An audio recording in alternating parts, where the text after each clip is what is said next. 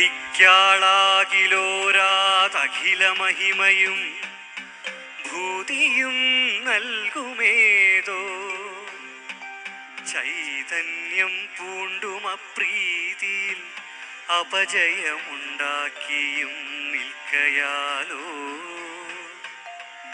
ഏതിനും മൂലമല്ലോ ഗുരുകൃപയതിനാൽ ഭുക്തിയും മുക്തിയും മേൽ സാധിപ്പാനോർത്തു നാരായണ ഗുരുചരണം സന്തതം ഞാൻ തൊഴുന്നേ. ലോകേശൻ സൃഷ്ടി ചെയ്യുന്നിഹ മുഹുരപിമാം രക്ഷ ചെയ്യുന്നു വിഷ്ണു. ശ്രീകണ്ഠൻ സംഹരിക്കുന്നിവർ മമ ചിര സംസാരഹേതുക്കളല്ലോ. ശോകം ചേർക്കുന്ന ജന്മക്ഷയരുജകളശേഷം കെടുക്കും കടാക്ഷം തൂകും തുല്യം വെടിഞ്ഞുള്ളൊരു ഗുരുചരണം സന്തതം ഞാൻ തൊഴുന്നേ.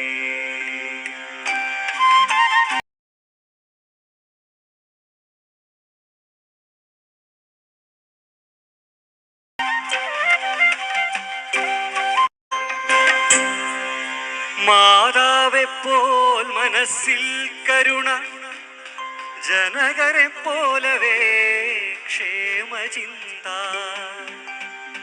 ഭ്രാതാവെപ്പോലെ എന്തുന്നിതു ഹൃദി സഹജ സ്നേഹവും മോഹമന്യേ. വേദത്തെ പോലെയോതുന്നറിവും നൃപതിയെപ്പോലെ പാലിച്ചിടുന്നീ മേലല്ലോർത്താലെനിക്ക് ഗുരുപദമതിനെ സന്തതം ഞാൻ തൊഴുന്നേ. ധീമാന്നാചാരലോപം സുഭഗദൃഢശരീരന്നു കാമാപവാദം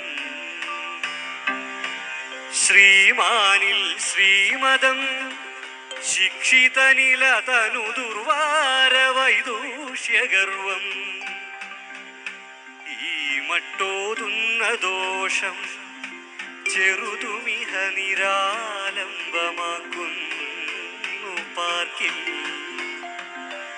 ഭൂമാനൻ ദേശികേന്ദ്രൻ പുനരിവയനിന ചൻപിൽ ഞാൻ കുമ്പിടുന്നേ. വക്രശോഭ മമ ഗുരുവിനു വേറിന്നു മന്ദസ്മിതാഭ. വേറാകാരങ്ങൾ വേറാസ്ഥിതിഗതി ധൃതി ഗാംഭീര്യമൗദാര്യമെല്ലാം വേറത്രേ ശിഷ്യവാത്സല്യവും ഇവയെ വിശേഷിച്ചു ചിന്തിച്ചു മോദാൽ കൂറാർന്നുള്ളത്തിലേന്തി ഗുരുപദയുഗളം സന്തതം ഞാൻ തൊഴുന്നേ.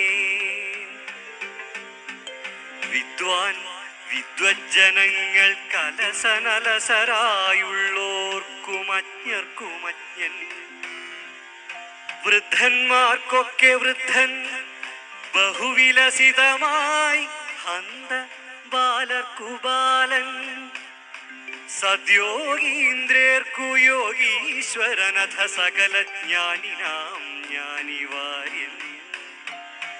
സിദ്ധിച്ചല്ലോ എനിക്കിങ്ങനെ ഗുരുവരനിൻ അൻപിൽ ഞാൻ കുമ്പിടുന്നേ.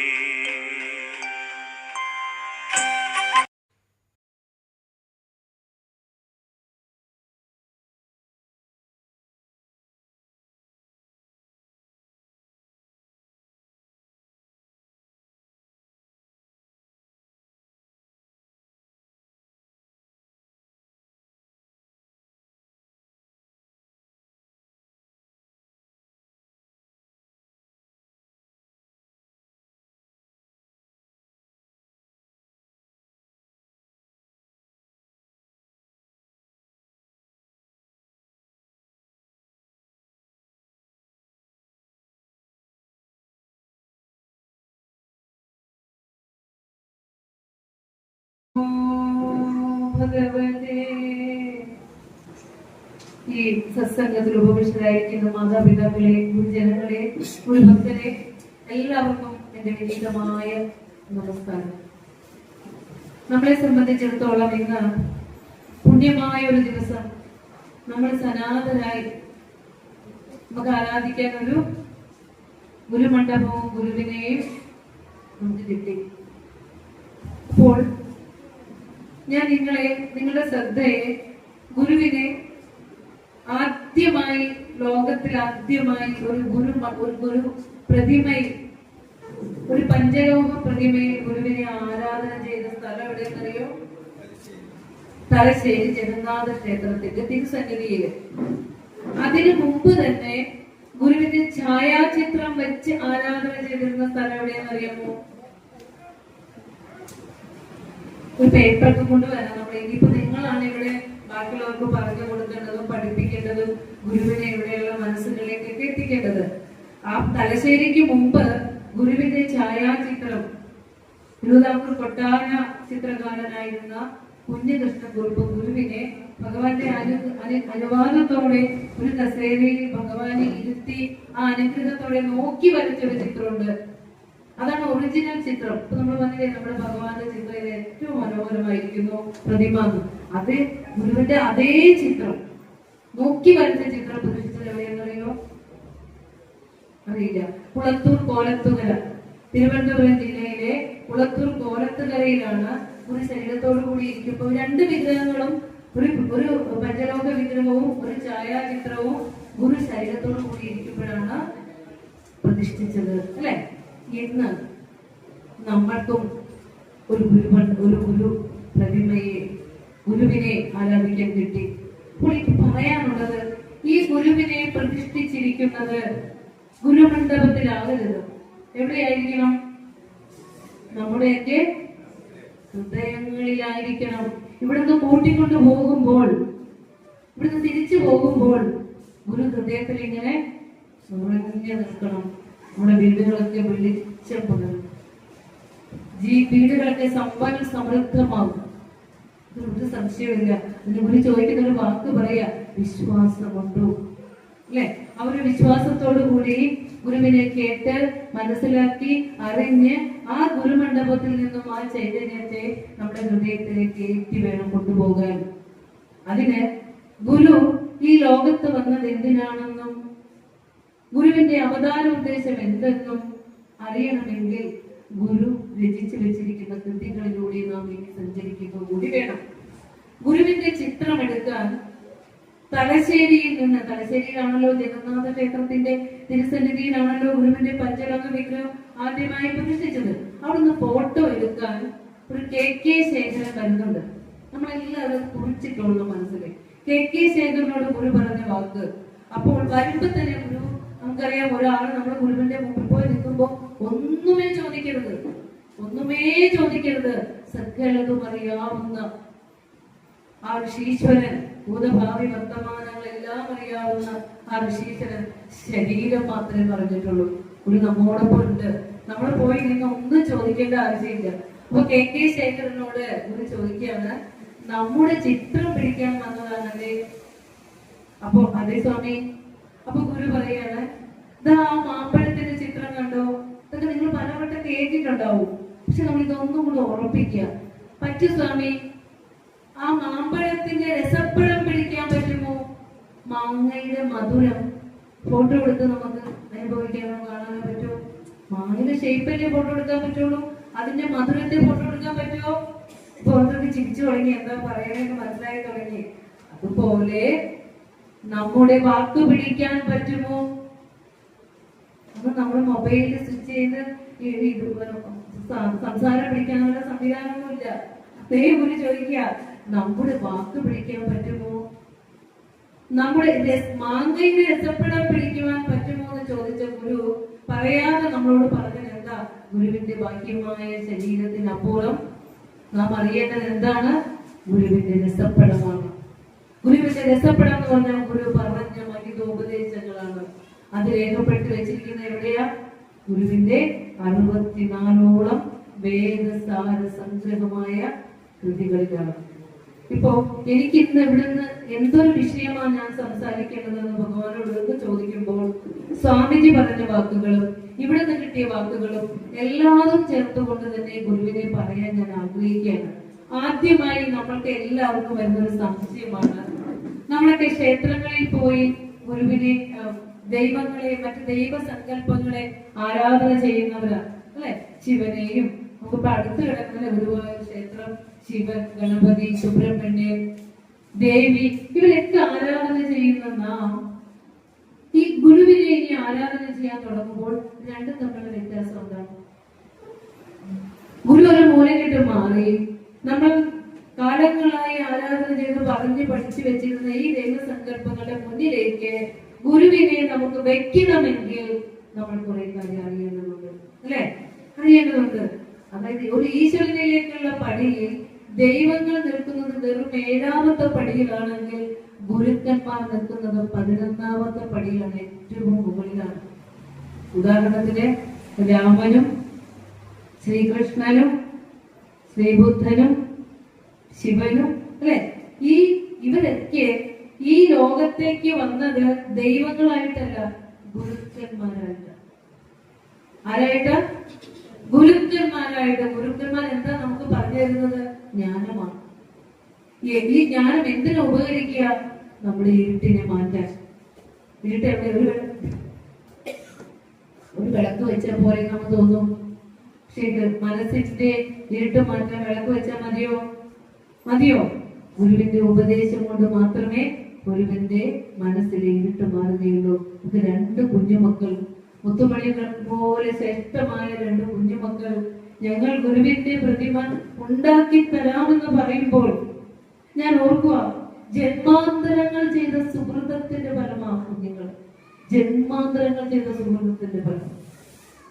ആ മാതാപിതാക്കളെയും അവരുടെ പിതാമഹന്മാരെയൊക്കെ മനസ്സുകൊണ്ട് നമിച്ചു പോവുകയാണ്. നമ്മൾ ഉണ്ടാക്കിയ സ്വത്തുക്കളും സമ്പത്തും സകലവും ഈ ശരീരം ഉൾപ്പെടെ നമ്മൾ കളഞ്ഞ് ഈ ലോകത്തുനിന്ന് പോകുമ്പോഴും ആ ഗുരുവിന്റെ ചൈതന്യം നമുക്കായി തരാൻ അവർ പണിയെടുത്ത പൈസയുടെ ആ ഒരു അംശം ഇതിനു വേണ്ടി സമർപ്പിക്കാൻ ആ കുട്ടികൾക്ക് തോന്നിയ മനസ്സുണ്ടല്ലോ, അത് ഈ നാടിന്റെ വെളിച്ചമായി മാറണം. അവരുടെ ജീവിതത്തിൽ എന്നും അനുഗ്രഹങ്ങളും എന്താ പറയാ സർവ്വവിധമായ ദുഃഖങ്ങളും ഇല്ലാതെയാവും. ഒരു സംശയമില്ല. കാരണം അവർ ചെയ്തു വെച്ചത് ചെറിയൊരു കാര്യമല്ല, അവർ ചെയ്തു വെച്ചത്. ശരിക്കും ആ കുഞ്ഞിവിടെ വന്നതിനെ ആദരിച്ചപ്പോൾ ഏറ്റവും ആദ്യം ആദരിക്കേണ്ടത് ആ കുട്ടിയായിരുന്നു. കണ്ണ് നിറഞ്ഞു അറിയാതെ. ഈ കാലഘട്ടത്തിലും അങ്ങനെയുള്ള കുഞ്ഞുമക്കൾ ഉണ്ടാവുക എന്ന് പറഞ്ഞാൽ മാതാപിതാക്കളുടെ, കുടുംബത്തിന്റെ, നമ്മുടെ ശാഖയുടെ സുഹൃത്താണ്. ഇനി ജീവിതത്തിൽ ഉടനീളം ഈ കുഞ്ഞുമക്കൾ ഗുരുവിനെ അറിഞ്ഞുകൊണ്ട് തന്നെ വേണം മുന്നേറാനായിട്ട്. ഞാൻ പറഞ്ഞു വന്നത്, ഓരോരുത്തരും ഗുരുക്കന്മാരായിട്ട് ഇങ്ങോട്ട് വന്നത് നമ്മുടെ രാമായണ കാലഘട്ടത്തിൽ. കാരണം ഭക്തി ഒന്നും പറയാതെ ഇവിടുന്ന് പോകാൻ വയ്യ. ഭക്തി ഏറെ വികലമാക്കപ്പെട്ട കാലഘട്ടത്തിൽ ഗുരു വേണ്ട എന്ന് കരുതി കുളത്തിൽ വാരിക്കെട്ടി ചാക്കിൽ കെട്ടി വെള്ളത്തിലേക്ക് എറിഞ്ഞ ആ അധമമൂർത്തികളെ അവിടുന്ന് പോയി പൊക്കി എടുത്തു കൊണ്ടുവന്ന് തറ കെട്ടി അതിൽ വെച്ച് ആരാധന തുടങ്ങിയിട്ടുണ്ട്. ഇനി എന്താണ് അവിടെ കോഴി വെട്ടുന്നത്, മൃഗങ്ങളെ വെട്ടുന്നത് അറിയില്ല. ഗുരു ഇല്ലാതെയാക്കിയ 2 കല്യാണം മുതലായ ആചാരങ്ങള് പതുക്കെ യൂട്യൂബുകളിലൊക്കെ സജീവമായി തുടങ്ങി. തിരിച്ചു പോകരുത് അതിലേക്ക് പോകരുത്. ഗുരു ഇല്ലായ്മ ചെയ്ത അനാചാരങ്ങളെ വീണ്ടും സമൂഹത്തിലേക്ക് ഇംപ്ലിമെന്റ് ചെയ്യാൻ ശ്രമിക്കരുത് നമ്മൾ. അത് പറയാതെ പോകാൻ വയ്യ.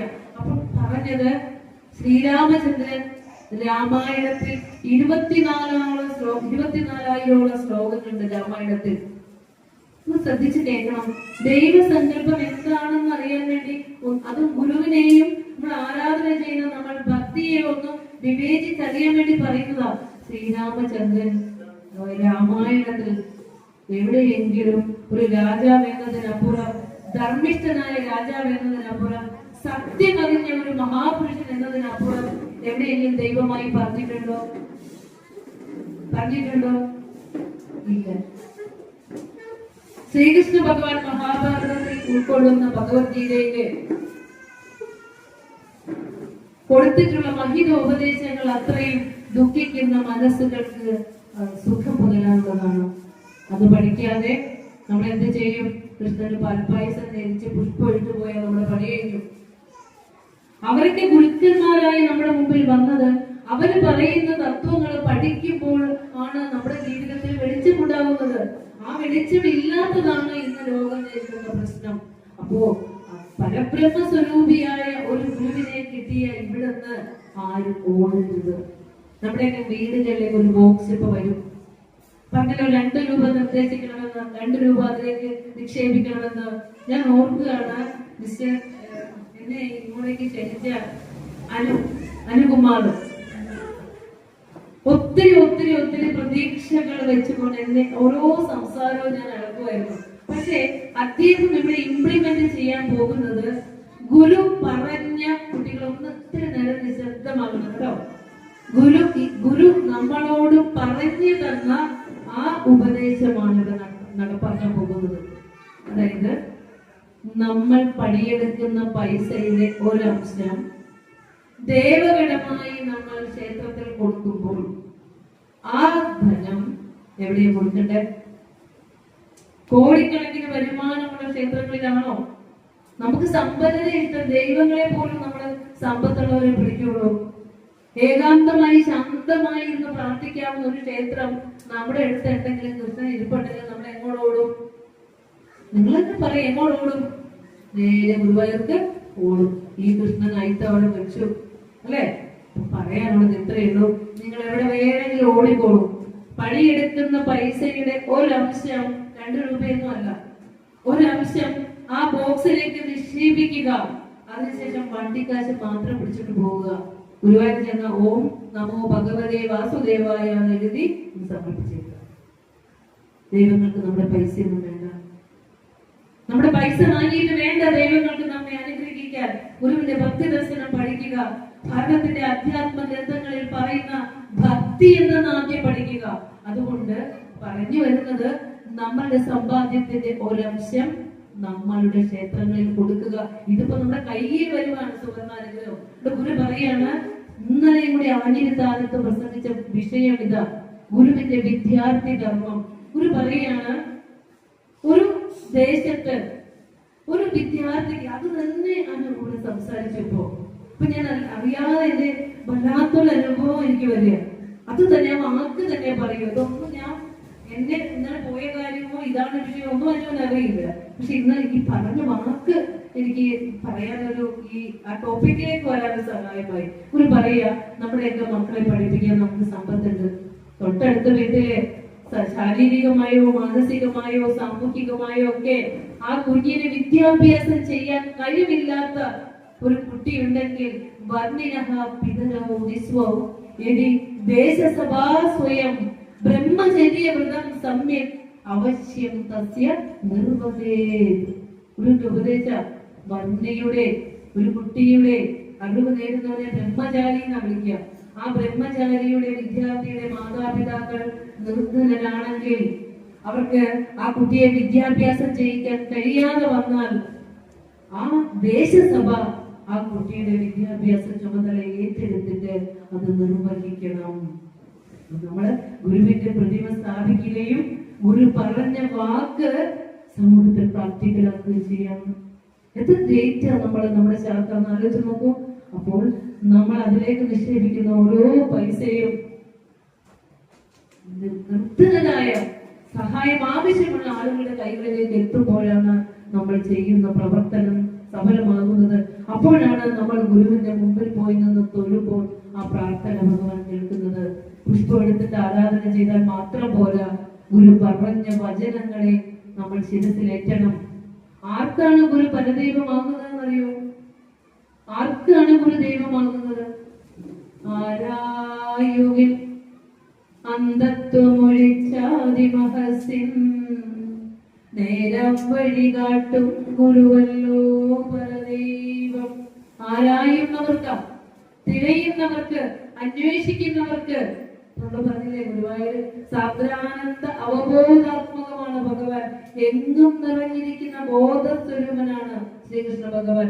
അതിനെ ഒരു മനോഹരമായ വിഗ്രഹം ഉണ്ടാക്കി ആ വിഗ്രഹത്തിൽ നിന്ന് നമ്മൾ ഒരു ശില്പിയെ കൊണ്ട് ഒരു ചിത്രകാരനെ കൊണ്ട് മനോഹരമായ ചിത്രങ്ങൾ വരച്ച് ഓടക്കൊഴി കൊടുത്ത് വീതി കൊടുത്ത് മനോഹരമായ പാട്ടുകളൊക്കെ എഴുതിയപ്പോ നാമവും രൂപവും ഒക്കെ നമ്മളങ്ങ് ആഘോഷിച്ചു പോയി. അവൻ പറഞ്ഞൊന്നും കേട്ടില്ല. പാൽപ്പായസം കൊടുക്കും, എന്നിട്ട് നമുക്ക് ആവശ്യമുള്ളത് ചോദിക്കും. ഈ ചോദിക്കുന്നത് എന്താണെന്നറിയോ? ഈ ലോകത്ത് നമ്മൾ ഇട്ടിട്ട് പോകാനുള്ള തുച്ഛമായ വസ്തുക്കളാ ചോദിക്കണേ. പക്ഷെ ഒരു നമ്മളോട് പറയുന്ന അതല്ല, ഏറ്റവും ശ്രേഷ്ഠമായതിനെ ചോദിക്കൂ, ജ്ഞാനം ചോദിക്കൂ, അറിവിനെ ചോദിക്കൂ. അത് ആദ്യത്തെ അറിവ്, ഞാൻ ആരാണ് ഭഗവാനെ, ഞാൻ ആരാണ് ഭഗവാനെ, എന്തിനാ ഞാൻ ഈ പ്രപഞ്ചത്തിലേക്ക് വന്നത്? ഞാൻ നോക്കുമ്പോ ഇതിനു മുമ്പ് ജീവിച്ചവരൊക്കെ കടന്നുപോയി. എത്രയോ സ്ട്രഗിൾ ചെയ്യുന്നു നമ്മൾ ഈ ലോക ജീവിതം ഒന്ന് തരണം ചെയ്യാൻ. അവസാനം കൊടുക്കയിൽ കുറച്ച് ചാരം മാത്രം. എന്തിനോടി, എന്തിന് ജീവിക്കുന്നു? ഈ ചോദ്യങ്ങൾ എപ്പോഴെങ്കിലും നമ്മൾ ചോദിക്കാറുണ്ടോ? ഗുരുവിന്റെ മുന്നിൽ ചെന്ന് ചോദിക്കേണ്ട ചോദ്യങ്ങൾ ഇതൊക്കെയാണ്. ഞാൻ ആരാണ്, അല്ലെ? കോപം, കുതൂഹലം, ഈ പ്രപഞ്ചം എവിടെ നിന്നുണ്ടായി? ഈ രണ്ട് ചോദ്യങ്ങളാണ് നമ്മൾ ഗുരുവിന്റെ മുമ്പിൽ പോയി ചോദിക്കേണ്ടതുള്ളത്. എന്റെ ലോകവാസം എന്ന് പറഞ്ഞേ, എന്റെ ലോകവാസം കഷ്ടപ്പാട് കൂടാതെ കടന്നു പോകണം. ഒടുവിൽ അങ്ങയുടെ പരമപദം പ്രാപിക്കണം. ഈ അവസ്ഥയ്ക്ക് അങ്ങ് പോവേ. പതുക്കെ പെട്ടെന്നാണ് ശരീരം ചലിച്ച് പരിണമിച്ച് അതിന്റെ നാശത്തിലേക്ക് പോകുന്നത്. വളരെ വേഗമാണ്. ആ സമയത്ത് ഇപ്പൊ നമ്മുടെ സ്വാമിജി പറഞ്ഞില്ലേ നാമജപങ്ങളുടെ പ്രാധാന്യത്തെ കുറിച്ചൊക്കെ. ആ സമയത്ത് ഒരു നാമം പോലും ഞാൻ പഠിച്ചില്ല. ഒന്ന് തിരിച്ചു കിടത്തണമെങ്കിൽ പോലും പരസഹായം ആവശ്യമുള്ള സമയത്ത് തന്നെ ഇരുന്ന് ജപിക്കാൻ ഒരു നാമം പോലും ഞാൻ പഠിച്ചില്ല. പിന്നെ ഒരു നമ്മെ പഠിപ്പിക്കുന്നത് ദൈവം പുറത്താണെന്നല്ല, അകത്താണെന്നാണ്. ദൈവം എവിടെ ഇരിക്കണേ? ഗുരുമണ്ഡപങ്ങളിലേക്ക് ഗുരുവിനെ പ്രതിഷ്ഠിക്കണം എന്ന് പറഞ്ഞാൽ അതുകൊണ്ടാ. ഈശ്വരാരാധന എല്ലാം ഗൃഹങ്ങളിലും ഹൃദയങ്ങളിലും എത്തണം. ഗുരു കുമാരനാശാനെ പറഞ്ഞു കൊടുത്ത് ഏൽപ്പിച്ചതാ. ഇന്ന് നമ്മൾ അതവിടെ സഫലമാക്കുമ്പോൾ പറഞ്ഞ ഹൃദയത്തിൽ ഗുരുവിനെ എത്തേണ്ടതുണ്ട്.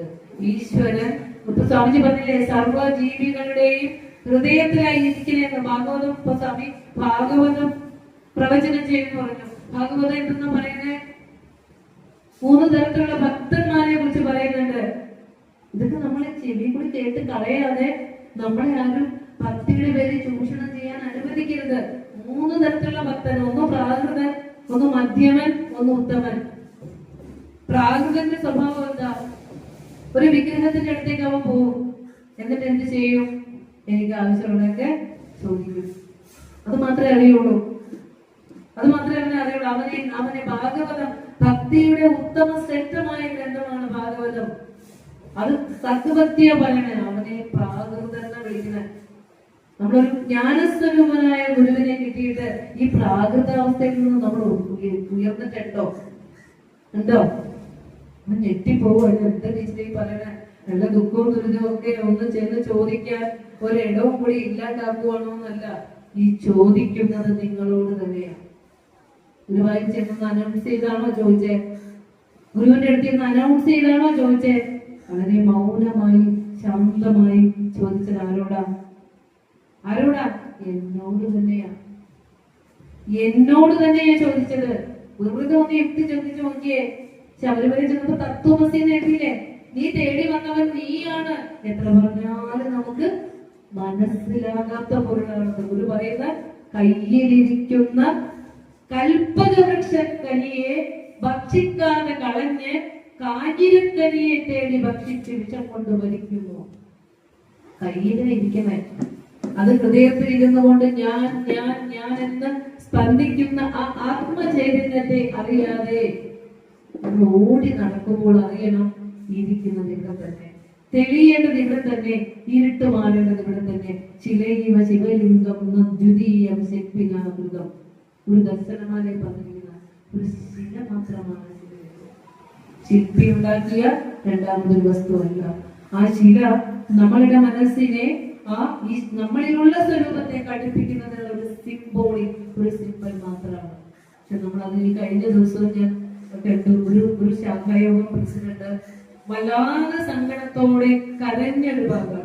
എന്താന്ന് വെച്ചാൽ ടീച്ചറെ, ഒരു 100 രൂപ പിരിവിന് ചെന്നപ്പോൾ 1.25 ലക്ഷം രൂപ സാലറി കിട്ടിയ എന്റെ മകൻ ആ ശാഖാംഗത്തിന്റെ മകൻ നേരെ തൊട്ട് അതിലെ ഇവിടെയുള്ള ഒരു ക്ഷേത്രത്തിൽ 1.25 ലക്ഷവും സമർപ്പിച്ച് അവരാണ് കൊടുത്തതാണ്.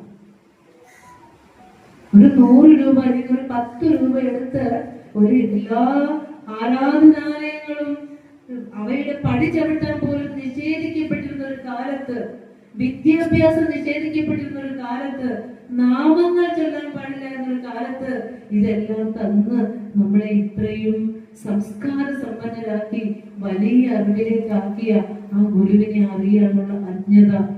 പുറത്തുള്ള ഒരു ദൈവങ്ങളുമല്ല നമുക്ക് തരുന്നത്, തരാനുള്ള ദൈവം ഉള്ളിൽ തന്നെയാണ്. ആ ശക്തമായ പ്രാർത്ഥന കേട്ടത് ഒരു കൃപാസനങ്ങളിൽ ഇരിക്കുന്ന ദൈവമല്ല, നമ്മളിൽ തന്നെ ഇരിക്കുന്ന ദൈവമാണെന്ന് അറിയണം. അതുകൊണ്ട് ഗുരു പറഞ്ഞത്, നാം ശരീരമല്ല അറിവാകുന്നു. അറിവ് എന്ന് പറഞ്ഞ ബോധം, ബ്രഹ്മം, ആ ശക്തി തന്നെയാണ്. ഇവിടെ ഒരു 100 പേര് ഇതിനകത്ത് ഇരിപ്പുണ്ടെങ്കിൽ 100 പേരുടെ ശരീരവും പേരും മാത്രമേ വ്യത്യാസമുള്ളൂ. അതിനകത്തിരുന്ന് സ്പന്ദിക്കുന്ന ചൈതന്യം ആരുടെയാ? ഈശ്വരന്റെയാണ്. ഈ ശരീരം ഉടയുമ്പോൾ ചെന്ന് ചേർന്നത് അങ്ങോട്ടാ, അല്ലേ? അപ്പോ ആ ഒരേ ഒരു ഈശ്വരനാണ് എല്ലാതുമായി ഇരിക്കുന്നതെങ്കിൽ ആ ഈശ്വരൻ നമ്മുടെ അന്ധകരണത്തിലേക്കാണ് ആ ഈശ്വരൻ പ്രതിബിംബിച്ചിരിക്കുന്നത്. അതാണ് നാം എന്ന ജീവൻ. അതല്ലാതെ നമ്മൾ പുറത്തുനിന്ന് പോയി ചോദിച്ച് വാങ്ങുന്നതാണെന്നുള്ളത് മാറ്റിവെക്കുക. പിന്നെ ഗുരു പറഞ്ഞ പോലെ ഒരു നമ്മൾ നിക്ഷേപിക്കുന്ന ധനം ആ പ്രദേശത്തെ കുട്ടികളുടെ വിദ്യാഭ്യാസത്തിനും അവശരായ ആളുകളുടെ സഹായത്തിനും ഒക്കെ ഉപയോഗിക്കണം. അതാണ് ക്ഷേത്രങ്ങൾ കൊണ്ടുള്ള പ്രയോജനം. കുളിച്ച് വൃത്തിയായി വരും, നല്ല ചിന്തകൾ ഉണ്ടാവും. ഇതൊക്കെ വ്രതമൊക്കെ നോക്കുന്നതുകൊണ്ട് ആരോഗ്യം ഉണ്ടാവും. ഇതൊക്കെ നമുക്ക് ക്ഷേത്രങ്ങളിൽ നിന്ന് കിട്ടുന്നതാണ്. തരാനുള്ളതൊക്കെ ശരീരത്തിൽ മൗണ്ട് ചെയ്തിട്ടാണ് ഈ ശരീരം കിട്ടിയേക്കണേ. 1.25 ലക്ഷം മുന്നേ കൊടുത്താലൊന്നും കിട്ടുന്നതല്ല. അപ്പൊ അപ്പോഴും നമ്മൾ ഗുരുവിനെ അറിയാതെ കടന്നു പോവുകയാണ്. പലപ്പോഴും നമുക്ക് സങ്കടം തോന്നുന്നത് ഗുരുവിനെ അറിയാതെ ജീവിക്കുന്ന ഒരു തലമുറ, ഒരു സമൂഹത്തെ ഓർക്കുമ്പോൾ. അപ്പോൾ ഒന്നാമത്തെ കാര്യം പറഞ്ഞു, കുട്ടികളുടെ വിദ്യാഭ്യാസ ചുമതല ഏറ്റെടുക്കാനുള്ള തീരുമാനം ഇവിടെ വന്നിട്ടുണ്ട്. അടുത്തത് നാമജപങ്ങൾ. എന്തിനാണ് നാമജപം ശീലമാക്കേണ്ടത്? ഒരു പ്രാർത്ഥനാമഞ്ജരി വാങ്ങിയിട്ട് ഈ ഗുരുമണ്ഡപത്തിലേക്ക് വന്നിട്ട് ആ ഗുരുമണ്ഡപം പ്രതിഷ്ഠിച്ചപ്പോൾ എന്താ, നമ്മളുടെ ഹൃദയങ്ങളിൽ ആ ഗുരു പ്രതിബിംബിക്കുമ്പോൾ, ആ ഗുരു അതിനെ അറിയുമ്പോൾ മാത്രമാണ് ഗുരുവിന്റെ വിഗ്രഹത്തിന് ചൈതന്യം വരിക, അല്ലെ? ഭഗവാനെ ജയിക്കുക മഹാദേവ ദീനാവനപരായണ എന്നൊക്കെ പ്രാർത്ഥിക്കുമ്പോൾ ഭഗവാൻ ജയിക്കണമെങ്കിൽ നമ്മൾ ജയിക്കണം, അല്ലെ? നമ്മൾ ജയിക്കുമ്പോഴാണ് ഭഗവാൻ ജയിക്കണേ. അപ്പൊ പ്രാർത്ഥനാ മഞ്ജരി കൊണ്ടുവന്ന് ഈ പ്രദേശമാകെ മുഴങ്ങുന്ന ഉച്ചത്തിൽ ഗുരുവിന്റെ കൃതികൾ ചൊല്ലണം. ഗുരുവിന്റെ കൃതികൾ ചൊല്ലണം. വ്യാഴാഴ്ച മാത്രം വന്നാൽ പോരാ, എല്ലാ ദിവസവും വന്ന് ഭഗവാന്റെ മുന്നിൽ നിന്ന് തൊഴുത് നമസ്കരിച്ചതിന് ശേഷം വേണം നമ്മൾ നമ്മുടെ കർമ്മത്തിന് ഇറങ്ങാൻ. നമ്മുടെ വീടുകളിൽ എല്ലാം ശുദ്ധമായ ഒരു ഇടം വെച്ചിട്ട് അവിടെ ഗുരുവിന്റെ ഫോട്ടോ വെച്ച് ഗുരുവിനെ സുഗന്ധദ്രവ്യങ്ങൾ പുകപ്പിച്ച് നമ്മളെ ഗുരുവിന്റെ കൃതികൾ ആലാപനം ചെയ്ത് ഒരു 4 വരിയെങ്കിലും ഒരു ദിവസം എടുത്ത് പ്രാർത്ഥിച്ച് മടക്കി വെച്ച് ആ ഗ്രന്ഥം ഒന്ന് തൊട്ട് തൊഴുതിട്ട് നിങ്ങളുടെ ജീവിതത്തിന്റെ വൃത്തികൾ ആരംഭിച്ചു. ഒരു സംശയം വരില്ല. കാരണം ഒരു സംശയവുമില്ല, നിങ്ങളുടെ ജീവിതത്തിൽ ഓരോ ദുഃഖ ദുരിതങ്ങൾ വരില്ല. എന്തു വന്നാലും അതിനെ ഓവർകം ചെയ്യാനുള്ള ഒരു ശക്തി നമ്മളിൽ ഉണ്ടെന്നൊരു ബോധം എല്ലാ പ്രതിസന്ധികളെയും തരണം ചെയ്യാൻ നമ്മളെ സഹായിക്കും. ഇനി ഈ 64ഓളം കൃതികൾ എന്താണെന്ന് നമുക്ക് പറയാം. നമ്മൾ പറയാറില്ലേ, രാമായണ മാസം വരുമ്പോ നമ്മൾ രാമായണം ചൊല്ലും, ഭഗവത്ഗീത ചൊല്ലും. വേറെ ഏതൊക്കെ കൃതികളാണ് നമ്മൾ ചൊല്ലുന്നത്? ഏതൊക്കെ അധ്യാത്മ ഗ്രന്ഥങ്ങളാണ് ചൊല്ലുന്നത്? ഭാഗവതം, ഭഗവത്ഗീത, രാമായണം, ലളിതാ സഹസ്രനാമം, ദേവി മഹാത്മ്യം, ഇതൊക്കെ ചൊല്ലും. ഇതിലൊക്കെ കാരണം ഇപ്പൊ ഇവിടെ നിന്ന് പറഞ്ഞു ഗുരുവിന്റെ കൃതികളെ ടീച്ചർ പഠിപ്പിക്കുന്നതാണ്. വെറുതെ ഞാൻ പറയുന്നതല്ല. ഈ കൃതികളിലൂടെ, ഓരോ കൃതികളിലൂടെയും നമ്മൾ കയറി ഇറങ്ങുമ്പോൾ നമ്മളറിയാതെ നമ്മുടെ കണ്ണുകൾ നിറഞ്ഞു തൊഴുമ്പോൾ. കാരണം എന്താ, ഞാനൊരു സംസ്കൃതം MA സംസ്കൃത വേദാന്ത വിദ്യാർത്ഥി. വേദാന്തമാണ് എന്റെ സബ്ജക്റ്റ്. അപ്പോൾ വേദിക് ലിറ്ററേച്ചറും ഭാഗവതവും രാമായണവും മഹാഭാരതവും ഒക്കെ, വേദങ്ങളെ, ഉപനിഷത്തുക്കളെ ഒക്കെ പഠിച്ചിട്ടുണ്ട്. ഇതൊക്കെ പഠിച്ചിട്ടാണ് എനിക്ക് PG ബിരുദം തന്നത്. അതിൽ നിന്ന് നമ്മൾ മനസ്സിലാക്കിയ ഒരു കാര്യം, എന്നിട്ട് ഗുരുവിന്റെ കൃതികളിലേക്ക് നമ്മൾ പിച്ച വെച്ച് തുടങ്ങുമ്പോൾ നമുക്ക് മനസ്സിലായത്, നമ്മൾ ശങ്കരദർശനമാണ് ശ്രീശങ്കര കോളേജിൽ തന്നെ പഠിച്ചത് PG. അപ്പൊ നോക്കൂ, നമ്മൾ പഠിച്ച ആ അധ്യാത്മ ഗ്രന്ഥങ്ങളുടെ സത്ത, അതിന്റെ സാരമായത് മാത്രം ലളിതമായ ഭാഷയിൽ മനുഷ്യന്റെ ജീവിതവുമായി ചേർത്ത് വെച്ചുകൊണ്ട് 64ഓളം കൃതികൾ. ആ കൃതി നമ്മുടെ വീട്ടിലെ പൂജാമുറിയില് അധ്യാത്മ ഗ്രന്ഥങ്ങൾ വെക്കുന്നതിന്റെ ഏറ്റവും മുമ്പിൽ നിന്നെടുത്ത് വെച്ചിട്ട് നമസ്കരിക്കുക. ഒരൊറ്റ കൃതി, ജനനീ നവരത്ന മഞ്ജരി, ലളിതാ സഹസ്രനാമം, സൗന്ദര്യലഹരി, ദേവി മഹാത്മ്യം. ഇതിന്റെ സത്ത ആറ്റിക്കുറുക്കി തന്ന 9 ശ്ലോകങ്ങള് നമുക്ക് ഇന്നുവരെയും ഗുരുവിന്റെ കൃതി എടുത്ത് നമസ്കരിക്കാനോ ഭാഗവതത്തിന്റെ ഒപ്പമോ ഭഗവത്ഗീതയുടെ ഒപ്പമോ വെക്കാനുള്ള അറിവായിട്ടില്ല. കാരണം നമ്മൾ ഗുരുവിന്റെ കൃതിയിലേക്ക് ഇറങ്ങിയിട്ടില്ല. ഒരു ദേവീ പ്രണാമ ദേവ്യഷ്ടകം ഒരു കൃതി രചിച്ചിട്ടുണ്ട്. ആ കൃതിയിലൂടെ നമ്മൾ സഞ്ചരിക്കുമ്പോഴാണ് എത്ര പുരാണങ്ങൾ നോക്കണം. ലളിതാ സഹസ്രനാമത്തിലെ 1000 മന്ത്രങ്ങൾ ആറ്റിക്കുറിച്ചിക്കൊണ്ട് അവസാനം പറയോ ബ്രഹ്മാത്മയ്ക്ക് സ്വരൂപിണീ നമഃ. അത് ഒറ്റടിക്ക് എൻ പാപമേവതിനൊരമ്പായിടുന്നറിവു നിൻ പാദതാരിലും എന്നൻപാണുമൗർവി ഒരിനും വാമനംബനു അഹംഭാവിയാണു വിജയീ അമ്പാതരുന്നു വിജയം പാപപങ്കിലം അഹംഭാനമാകുമതിനാൽ വൻഭാരമാർന്നതരവും ഭാനമാമുലകവും ഭാനമാകുമകിലം. ഒന്നും മനസ്സിലാക്കില്ല നമുക്കല്ലേ? പാടാൻ നല്ല സുഖം. ചൊല്ലാറുണ്ടോ? ജന്മാന്തരങ്ങളായി ചെയ്തു വെച്ച കർമ്മവാസനയുടെ ഫലമായാണ് നമ്മൾ ഓരോരുത്തരും ഈ ലോകത്തേക്ക് വരുന്നത്. 1000 സഹസ്രനാമങ്ങളൊന്നും തിരയാൻ പോകണ്ട. ഒരൊറ്റ പോയിന്റ്, ഞാനും ആ ദൈവവും ഒന്നാണെന്നുള്ള സ്ഥൂലം, സൂക്ഷ്മം, സൂക്ഷ്മതരം, സൂക്ഷ്മതമ ഭാവം ലളിതാ സഹസ്രനാമത്തിൽ പറയുന്നതിന്റെ ഒറ്റ വരിയിൽ ലളിതാ സഹസ്രനാമത്തിന്റെ ആശയം മുഴുവൻ ഒറ്റ ശ്ലോകത്തിൽ ഒതുക്കിക്കുക. ഒറ്റ ശ്ലോകത്തിലെ നമ്മൾ ചെറിയൊരു ഗുരുവിന്റെ എല്ലാം നമ്മൾ ആരാധന ചെയ്യുന്നത്. ലോകത്തിൽ അറിഞ്ഞ് എല്ലാവരും കൂടെ വരുന്നുണ്ട്. അതുകൊണ്ട് ഗുരുവിന്റെ ഏറ്റവും അരുമ ശിഷ്യനായ തമ്പി ഗുരുവിന്റെ മടിയിൽ ഇങ്ങനെ ദക്ഷിണയായിട്ട് കിട്ടുന്ന പൈസ ഭഗവാൻ ഇങ്ങനെ സൂക്ഷിച്ചു വെച്ചിട്ട്, ഇപ്പൊ നമ്മൾ പറഞ്ഞില്ലേ നിർധനരായ വിദ്യാർത്ഥികളുടെ സഹായത്തിന് വേണമെന്ന് ഗുരു പറഞ്ഞപ്പോൾ അത് ഇംപ്ലിമെന്റ് ചെയ്തിട്ടാ പറഞ്ഞ സമൂഹത്തിലേക്ക്. കുമാരവാശാനെ, ഗംഗാജ ഗുരുവിനെ, സഹോദരയ്യപ്പനെ, അങ്ങനെ നിരവധിയായ തെരുവിൽ നിന്ന് കിട്ടുന്ന ജാതി മത ഭേദമന്യേ എത്രയോ കുഞ്ഞുങ്ങളെ അവിടുന്ന് അറിവിന്റെ ആ വെളിച്ചത്തിലേക്ക് നയിച്ചിരിക്കുന്നു.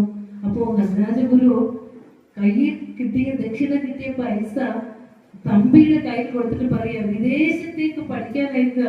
തമ്പി, ഇത് ധർമ്മസംഘത്തിന്റെ ധനം അല്ല കേട്ടോ, ഇത് നമുക്ക് ദക്ഷിണ കിട്ടിയ പൈസയാ. അച്ഛൻ മക്കളെ വിദേശത്തേക്ക് അയക്കൂലേ? നമ്മളൊക്കെ ഗുരുവിന്റെ കൃതകപുത്രരാണ് അല്ലെ? ആ വലിയ സേനയിലെ അംഗങ്ങളാണ്. ഗുരു കുളിപ്പിച്ച് പഠിപ്പിച്ച് എടുത്ത് നമ്മൾ ഓരോരുത്തർക്കും ഗുരുവിനോടുള്ള നന്ദിയും സ്നേഹവും ആ ഭക്തിയും ഉണ്ടാകുക തന്നെ വേണം.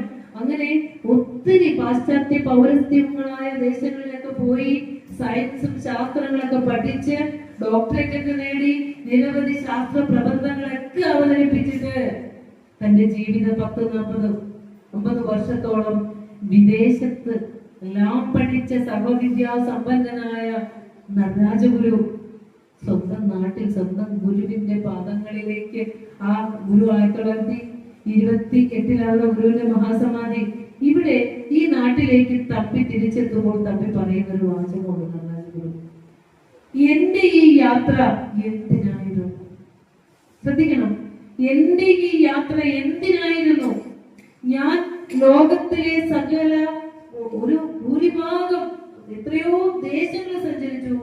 അവിടെയൊക്കെയുള്ള ശാസ്ത്രജ്ഞന്മാർ, റൊമൈൻ റോളണ്ട് പോലെയുള്ള ശാസ്ത്രജ്ഞന്മാരോട് സംസാരിച്ചു, മഹാന്മാരോട് സംസാരിച്ചു, ഇവരുടെയൊക്കെ മുൻപിൽ പ്രബന്ധങ്ങൾ അവതരിപ്പിച്ചു, അവരുടെയൊക്കെ അറിവുകൾ, അവരുടെ ചർച്ചകൾ നടത്തി.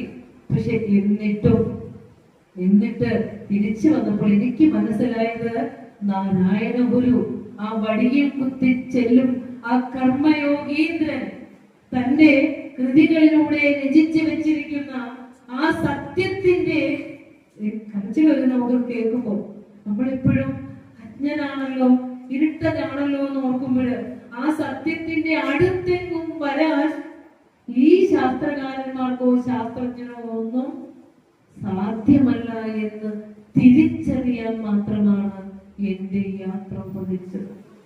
എന്താ പറഞ്ഞത് മനസ്സിലായോ? മനസ്സിലാക്കണം, നമ്മള് മനസ്സിലാക്കണം. ശാസ്ത്രം പഠിക്കുന്ന കുട്ടികളാണെങ്കിലും നമ്മുടെ ഗുരുവിന്റെ മുമ്പിൽ അന്ന് വന്ന് നിൽക്കുമ്പോ ഉയർന്ന ഉന്നത ബിരുദധാരികളായ 2-3 കുട്ടികൾ വന്ന് ഗുരുവിനെ കിട്ടിയ സമയത്തൊന്ന് കൊടയാന്ന് വിചാരിച്ച് പിള്ളേര് വരിക, ഒന്ന് ഗുരുവിനോട് ചർച്ച ചെയ്യണം. ഗുരു, ഈ ഭൂമി താങ്ങുന്നത് അല്ലെങ്കിൽ ഈ ഭൂമി അനന്തന്റെ തലയിലാണെന്നാണല്ലോ പുരാണങ്ങൾ പറയുന്നത്, അധ്യാത്മശാസ്ത്രം പറയുന്നത്. സ്വാമി എന്ത് പറയുന്നു? അപ്പൊ ഗുരു പെട്ടെന്നൊരു ചോദ്യം, നിങ്ങളുടെ ശാസ്ത്രം എന്ത് പറയുന്നു? കുട്ടികളോട് സംസാരിക്കാൻ ഗുരു ഭയങ്കര ഇഷ്ടമാണ്, നല്ല ഇഷ്ടമാണ്. അപ്പൊ പറയാണ്, സൂര്യനും ചന്ദ്രനും അതുപോലെ തന്നെ അനേകം കോടി നക്ഷത്രങ്ങളും ഭൂമിയുടെ ആ ഗ്രാവിറ്റേഷണൽ പവർ, അല്ലെ, ഗുരുത്വാകർഷണ ശക്തിയിലാണ് നിൽക്കുന്നത്. അപ്പൊ ഗുരു പെട്ടെന്ന് പറയാം, ഗുരുത്വാകർഷണ ശക്തി അതും അനന്തമായ ശക്തിയാണല്ലോ. മനസ്സിലാകുന്നുണ്ടോ? ഉച്ചയ്ക്ക് വന്നിട്ട് ടീച്ചർ വേദാന്തം പറയരുത്, ഗുരുവിനെ അറിയാൻ വേണ്ടിയാണ്. അതും നമ്മുടെ മക്കളെ ഇതിനെ പഠിപ്പിക്കുന്നതിന്റെ ആവശ്യകതയാണ്. അതും അനന്തമായ ശക്തി. ഈ അനന്തം എന്ന് പറഞ്ഞ അനന്തമായ ശക്തിയുടെ സിംബോളിക്കാണ് പുരാണങ്ങള്, ബാഹ്യമായ അർത്ഥമല്ല എടുക്കേണ്ടത്. അതും അനന്തമായ ശക്തിയാണല്ലോ ഈ അനന്തൻ. അങ്ങനെ ധരിച്ചാൽ മതി. ഉത്തരവായില്ലേ? ചോദ്യത്തിന് ഉത്തരവായി. അതുപോലെ സമൂഹത്തിൽ എന്ത് അനാചാരങ്ങൾ കണ്ടാലും ഗുരു അപ്പ എതിർത്തിരുന്നോ? നമ്മുടെയൊക്കെ നാട്ടിലുണ്ടോ? ഇവിടെ ഉണ്ടോ സർപ്പത്തുള്ളലുകളും സർപ്പാരാധന? ഉണ്ടോ? ഉണ്ടല്ലേ. അപ്പൊ കാവുകളും കുളങ്ങളും പാമ്പും ഒക്കെ ഭാരതീയ കേരളീയ സംസ്കാരത്തിന്റെ ഭാഗം തന്നെയായി അത് നിലനിർത്തേണ്ടതാണ്. പക്ഷെ ഒരിക്കലും അത് അനാചാരത്തിലേക്ക് പോകാൻ ഗുരു അനുവദിച്ചിട്ടില്ല. സർപ്പത്തുള്ളൽ നടക്കുന്നവരിടത്ത് ഗുരു ഒരു ദിവസം ചെന്നിങ്ങനെ ഇരിക്കുമ്പോ ഇങ്ങനെ ഈ കവുങ്ങിന്റെ പൂങ്കുലകൾ എടുത്തിട്ട് ഉരിഞ്ഞെടുത്തിട്ട് തുള്ളക്കാരുടെ കൈ കൊടുക്കും. തുള്ളനാണ് അതൊന്ന് തുള്ളും കറക്കി വലിച്ചെറിയും, അടുത്തത് കൊടുക്കും, അടുത്തത് വലിച്ചെറിയും. കുറേ നേരം ഇത് കാണുന്നു. അതിനുശേഷം ഒരു വലിയ കൊട്ട നിറയെ കരിക്ക് വെട്ടി വെള്ളം എടുക്കാൻ പാകത്തിന് വൃത്തിയാക്കി വെച്ചിരുമ്പോ അത് തുള്ളൽ കഴിയുമ്പോ അത് വെട്ടി തലയിൽ കുളിക്കും.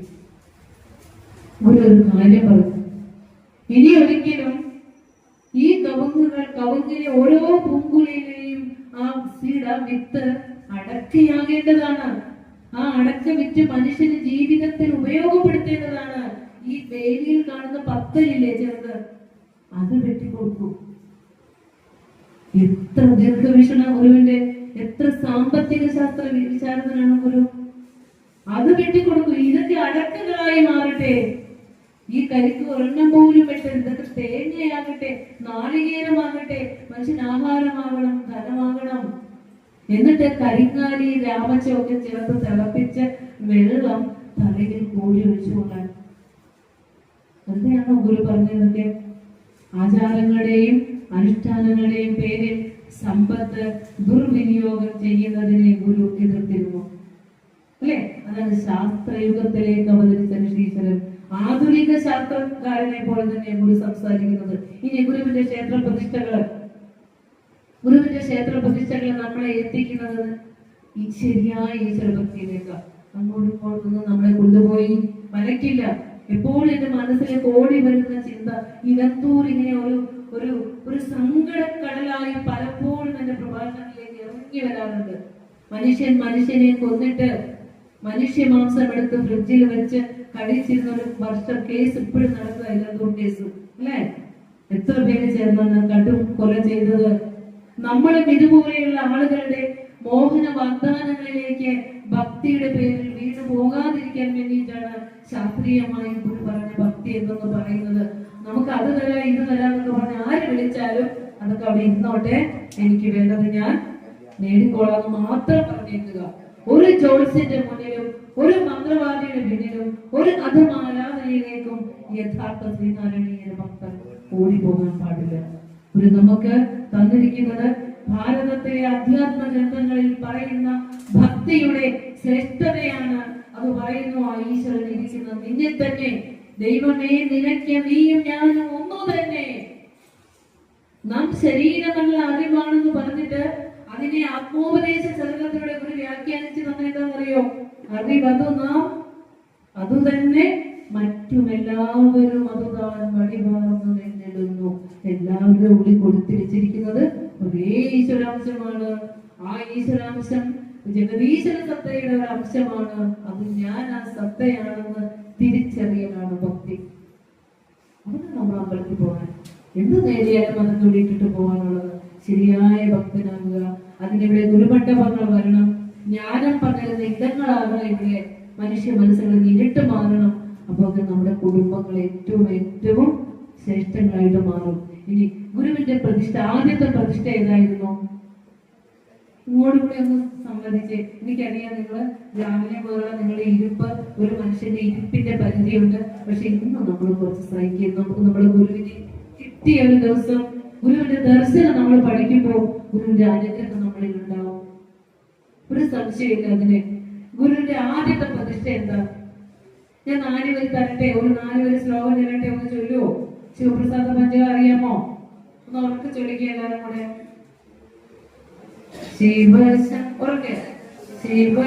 ഉറക്കെ ചൊല്ലിക്കേ. വിഭോ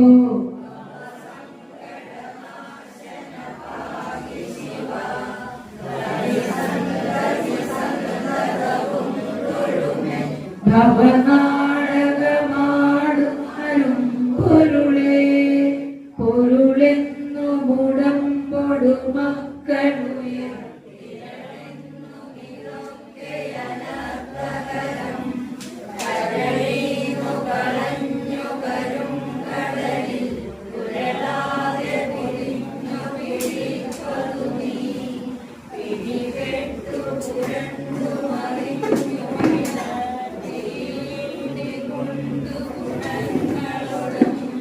കുടികൊണ്ടു കുടിക്കുമനും കുടിനീർ അടിതട്ടിയകത്തു നിറഞ്ഞിരി നീർ. ശ്രദ്ധിക്കോട്ടോ. ഇനി ഒന്ന് കണ്ണടച്ചേ. ഗുരുവിനൊന്ന് മനസ്സിലോർത്ത് നിവർന്നിരുന്ന് കൈ രണ്ടും തുടയിൽ വെച്ചിട്ട് ഒരു 3 പ്രാവശ്യം മൂലമന്ത്രം ചൊല്ലിയതിനു ശേഷം നമ്മുടെ ക്ലാസ് കൊടുക്കുക. ഒന്ന് മനസ്സ് ശാന്തമാകട്ടെ. ഓം ശ്രീനാരായണ പരമഗുരവേ നമഃ. ഉറക്കെ